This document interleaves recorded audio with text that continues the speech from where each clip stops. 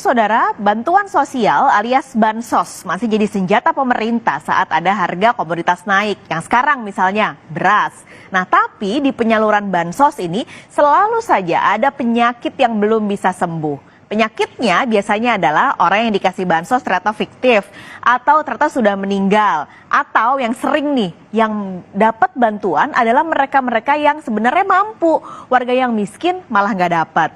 Bahkan saudara, potensi anggaran yang salah sasaran di bansos ini cukup besar. Ini angkanya, KPK menemukan dari tahun 2021 hingga 2023 per bulannya ada anggaran dengan potensi 523 miliar rupiah per bulan yang ternyata bansos ini salah sasaran.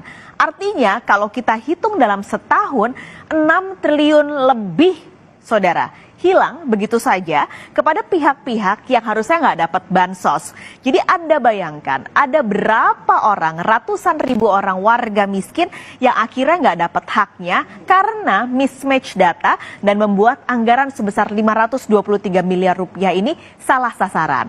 Nah, kalau bicara data yang menjadi sumber data untuk penyaluran bansos ini ada di tangan Kementerian Sosial.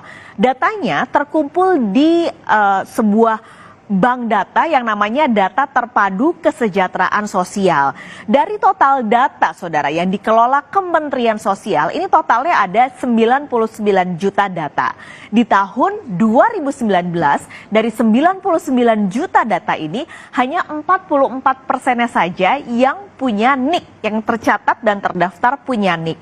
Nah, sekarang ketika ada kebaruan yang dilakukan, lalu juga beberapa inovasi yang dilakukan, di 2023, 98% dari 99 juta data tadi sudah tersinkronisasi dengan data KTP. Semuanya tercatat punya NIK.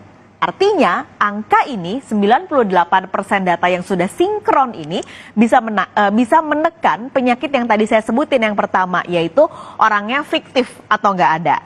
Nah, per Juli 2023 KPK dan juga Kemensos ini akhirnya menghapus data karena datanya udah sinkron.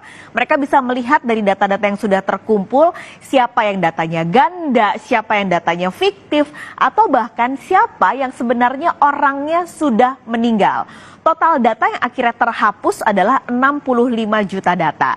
Lalu dari data yang sudah diperbaiki itu dikirimlah ke daerah nih. Karena sebenarnya daerah-daerah yang menentukan siapa-siapa saja yang berhak menerima bansos. Akhirnya daerah memperbaiki dengan total 40 juta data yang diperbaiki dan ternyata tidak berhak menerima bansos. Lalu akhirnya daerah ini memberikan lagi data baru siapa-siapa saja dari warga mereka yang sebenarnya adalah warga miskin dan harusnya dapat bansos. Totalnya data yang diberikan yang baru adalah 13 juta orang. Kalau bicara mismatch data ini, saudara, harusnya nantinya bisa dipadankan lalu juga diperbaiki terutama dengan instansi terkait. Mulai dari Badan Kepegawaian Negara, Dukcapil, sampai data di BPJS Kesehatan. Meninggal perbaikan itu kan harus ber-NIK. Nah, ini makanya Pak Teguh ada di sini dari Dirjen Dukcapil, pemilik NIK. Kita sudah 5 tahun yang lalu bekerja sama, bukan KPK, dari Kemensos kita dorong supaya pertukaran data ini semakin cepat semakin baik.